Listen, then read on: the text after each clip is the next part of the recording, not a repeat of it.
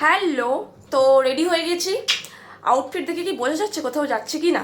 By the way, এদিকে হচ্ছে আমার বড় রেডি হয়ে গেছে, আর এখানে এখন পুটু বাবাকে আদর পর্ব চলছে। কারণ আমরা যাচ্ছি একটা ছোট্ট আউটিংয়ে, সবাই মিলে, আর অনেকে যাচ্ছে। তো ওখানে গিয়ে দেখাবো কারা কারা যাচ্ছে, ফ্যামিলির অনেকেই যাচ্ছে। তো সেই কারণে রেডি হয়ে গেছি, আর লাগেজ নিয়ে এবার বেরোবো। ও লাগেজটা নিয়ে বেরোনোর আগে একটু পুটু বাবাকে তাই আদর করে দিচ্ছে। আর কোথায় যাচ্ছে, কি ব্যাপার, সব কিছু জানতে পারবে। আগে ওখানে গিয়ে পৌঁছাই, তারপরে দেখাবে। তো চলো বেরোনো যাক।